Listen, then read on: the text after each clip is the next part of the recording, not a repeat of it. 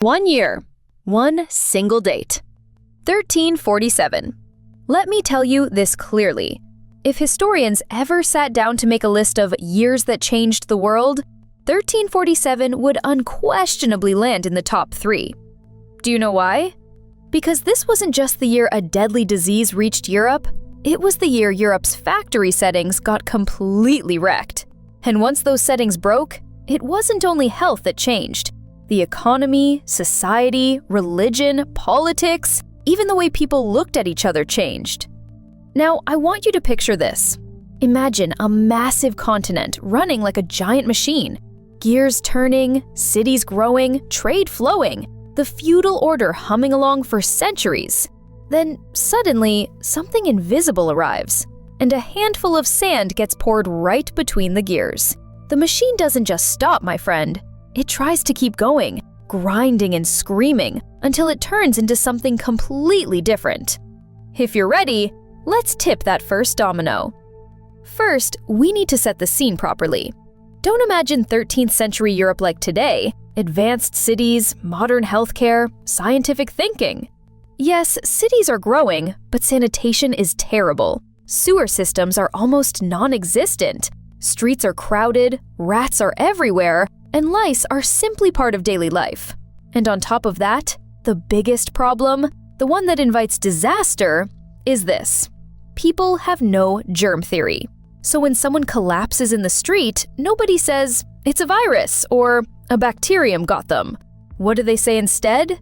This is God's punishment. Bad air has arrived. We've been cursed. Or the stars aligned the wrong way.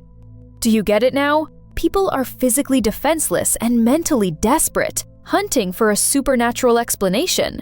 And into a world exactly like that, a visitor arrives in 1347. But this visitor doesn't knock, it kicks the door down. Most historical narratives open with a port scene, because what was the internet of that era? Trade networks, ships, caravans, ports, the Mediterranean as a superhighway. And in 1347, when those infamous Genoese ships from Crimea docked at Messina, it was like someone threw a burning spark straight into the heart of the continent.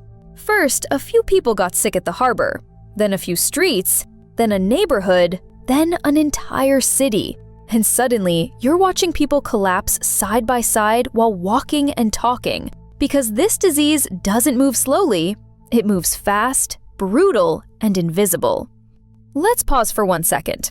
I want you to imagine the pure terror people felt. Even today, with technology, a pandemic can make us panic. In 1347, people had nothing. Were there doctors? Yes, but what could they do?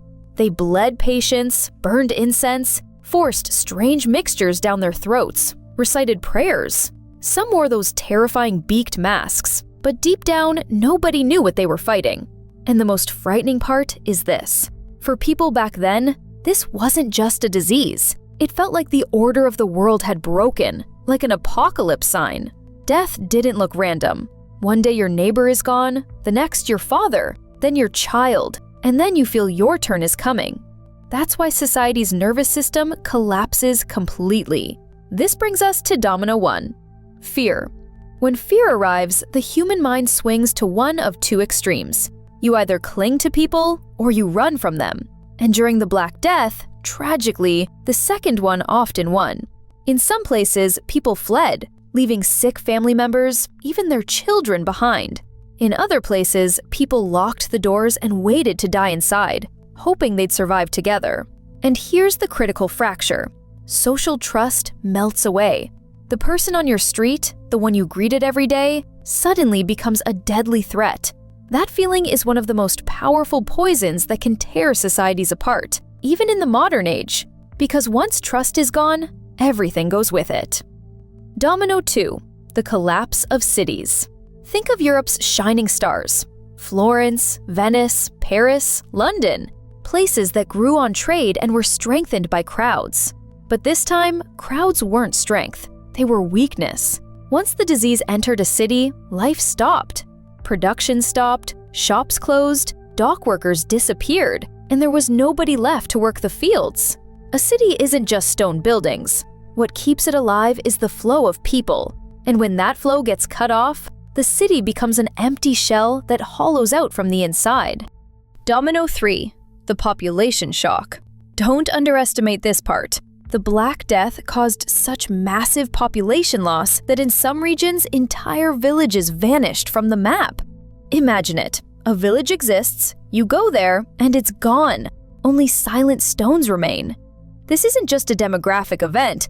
It's like ripping the heart out of the economy, because an economy runs on people.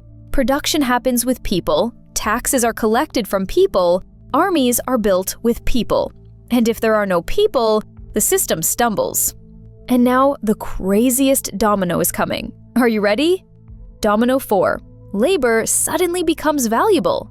Yes, this is the most painful yet most realistic outcome that came out of the tragedy. As the population shrinks, workers become a scarce resource. And the golden rule of economics is this: scarce things become more valuable. That's why the surviving poor peasant, artisan, worker gains something they never had for centuries: bargaining power. Yesterday, the person who bowed their head in front of the Lord can now slam the table and say, "Without me, who's going to plow your field? Do you have someone else?" And that question is the feudal order's nightmare. Because what powered feudalism was cheap and abundant labor. And when that fuel runs out, the whole system starts cracking. And that brings us to Domino 5. Feudalism begins to shake. After the Black Death, wages rise in many places, and people demand better conditions.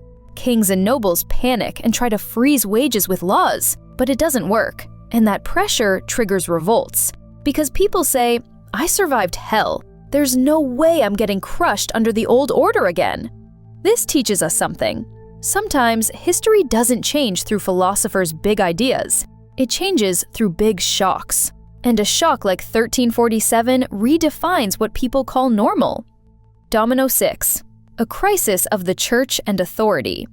In medieval Europe, the church was the biggest power and the biggest refuge. People looked for safety not just in swords, but in prayers. But when the Black Death arrived, priests died too. Bishops died too. And prayers didn't stop the plague, so people were forced to face a terrifying question. If God protects us, why is this happening? Why is the church helpless? Some became even more religious, yes, but a huge portion started questioning, thinking, this system can't answer us. An institution faces its biggest test during a crisis, and in that era, authority suffered a serious loss of trust. Domino 7. The search for scapegoats. This is the dark side of the story. When people can't find meaning, they look for someone to blame. Saying, "this was random" is hard. Saying, "they did this" is easy. So a horrific wave of anger rose. Innocent communities were targeted, excluded, attacked. This part reminds us, a plague doesn't only kill bodies. If fear goes out of control, it can kill a society's conscience too. But not everything went wrong. Domino 8. Quarantine and public health. This is where we get a clue of modernization.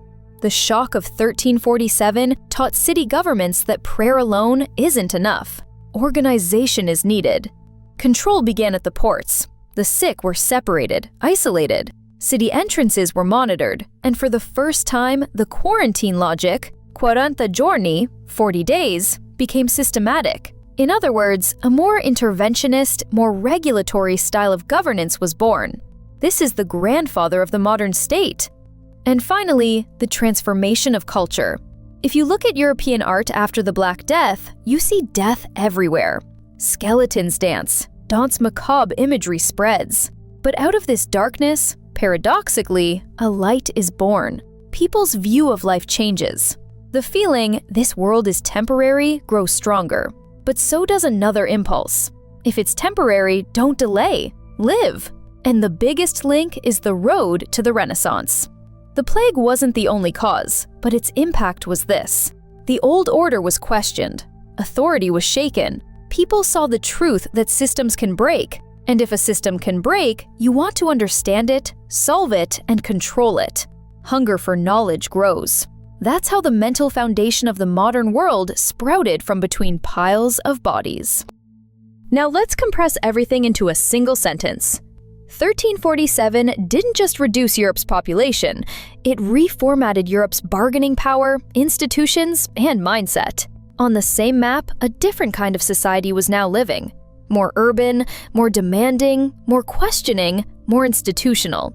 But also a society that had learned fear and death up close. Before we end, here's the How 1347 Changed Everything domino chain. Plague arrives, to fear, spreads to cities, stop. To population, drops. To labor, gains value. To feudal order, cracks. To authority is questioned. To, and Europe's future is reshaped. That's why 1347 wasn't just a historical event. It was like an operating system update for humanity. Now it's your turn. What changes human history more? Great wars, brilliant ideas, or sudden invisible shocks like plagues, climate, and famine? Write it in the comments. I'll read them all. And if you want, in the next episode, we'll go full detective mode. Where did the Black Death really come from, and how did it spread? See you in the next video. Take care.